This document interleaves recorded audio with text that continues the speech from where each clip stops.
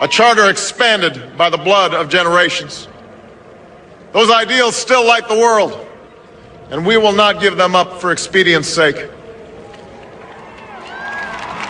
And so, to all the other peoples and governments who are watching today, from the grandest capitals to the small village where my father was born, know that America is a friend of each nation and every man, woman, and child who seeks a future of peace and dignity, and we are ready to lead once more.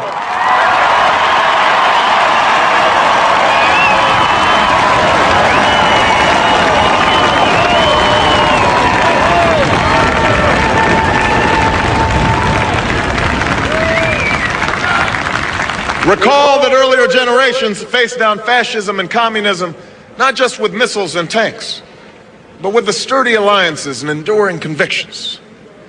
They understood that our power alone cannot protect us, nor does it entitle us to do as we please. Instead, they knew that our power grows through its prudent use. Our security emanates from the justness of our cause, the force of our example, the tempering qualities of humility and restraint. We are the keepers of this legacy. Guided by these principles once more, we can meet those new threats that demand even greater effort, even greater cooperation and understanding between nations. We will begin to responsibly leave Iraq to its people and forge a hard-earned peace in Afghanistan. With old friends and former foes, we will work tirelessly to lessen the nuclear threat and roll back the specter of a warming planet. We will not apologize for our way of life, nor will we waver in its defense. And for those who seek to advance their aims by inducing terror and slaughtering innocents, we say to you now that our spirit is stronger and cannot be broken. You cannot outlast us, and we will defeat you.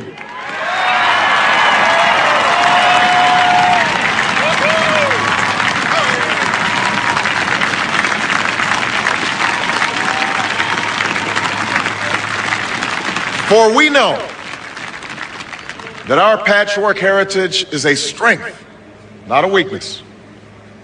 We are a nation of Christians and Muslims, Jews and Hindus, and non-believers. We are shaped by every language and culture, drawn from every end of this earth. And because we have tasted the bitter swill of civil war and segregation and emerged from that dark chapter stronger and more united, we cannot help but believe that the old hatreds shall someday pass, that the lines of tribes shall soon dissolve, that as the world grows smaller, our common humanity shall reveal itself, and that America must play its role in ushering in a new era of peace. To the Muslim world, we seek a new way forward based on mutual interest and mutual respect. To those leaders around the globe who seek to sow conflict or blame their society's ills on the West, know that your people will judge you on what you can build, not what you destroy. To those who cling to power through corruption and deceit and the silencing of dissent, know that you are on the wrong side of history, but that we will extend a hand if you are willing to unclench your fist. To the people of poor nations, we pledge to work alongside you to make your farms flourish and let clean waters flow, to nourish starved bodies and feed hungry minds. And to those nations like ours that enjoy relative plenty, we say we can no longer afford indifference to the suffering outside our borders, nor can we consume the world's resources without regard to effect. For the world has changed, and we must change with it. As we consider the road that unfolds before us, we remember with humble gratitude those brave Americans who, at this very hour, patrol far-off deserts and distant mountains. They have something to tell us, just as the fallen heroes who lie in Arlington whisper through the ages.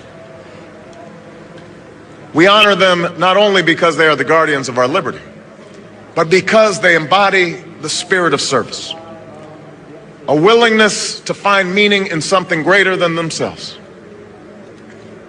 And yet, at this moment, a moment that will define a generation.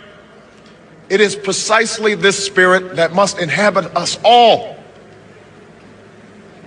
For as much as government can do and must do, it is ultimately the faith and determination of the American people upon which this nation relies. It is the kindness to take in a stranger when the levees break, the selflessness of workers who would rather cut their hours than see a friend lose their job, which sees us through our darkest hours. It is the firefighter's courage to storm a stairway filled with smoke, but also a parent's willingness to nurture a child that finally decides our fate.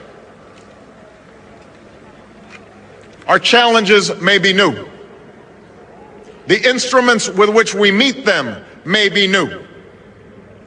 But those values upon which our success depends, honesty and hard work, courage and fair play, tolerance and curiosity, loyalty and patriotism, these things are old. These things are true. They have been the quiet force of progress throughout our history. What is demanded then is a return to these truths. What is required of us now is a new era of responsibility, a recognition on the part of every American that we have duties to ourselves, our nation, and the world. Duties that we do not grudgingly accept, but rather seize gladly, firm in the knowledge that there is nothing so satisfying to the spirit, so defining of our character, than giving our all to a difficult task. This is the price and the promise of citizenship. This is the source of our confidence, the knowledge that God calls on us to shape an uncertain destiny. This is the meaning of our liberty and our creed, why men and women and children of every race and every faith can join in celebration across this magnificent mall, and why a man whose father less than 60 years ago might not have been served at a local restaurant can now stand before you to take a most sacred oath.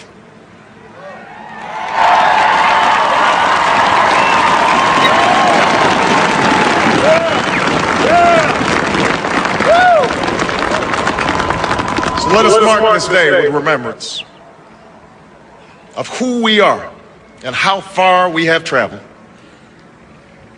In the year of America's birth, in the coldest of months, a small band of patriots huddled by dying campfires on the shores of an icy river. The capital was abandoned. The enemy was advancing. The snow was stained with blood. At a moment when the outcome of our revolution was most in doubt, the father of our nation ordered these words be read to the people. Let it be told to the future world that in the depth of winter, when nothing but hope and virtue could survive, that the city and the country, alarmed at one common danger, came forth to meet it. America, in the face of our common dangers, in this winter of our hardship, let us remember these timeless words. With hope and virtue, let us brave once more the icy currents and endure what storms may come. Let it be said by our children's children that when we were tested, we refused to let this journey end, that we did not turn back nor did we falter. And with eyes fixed on the horizon and God's grace upon us, we carried forth that great gift of freedom and delivered it safely to future generations. Thank you. God bless you. And God bless the United States of America.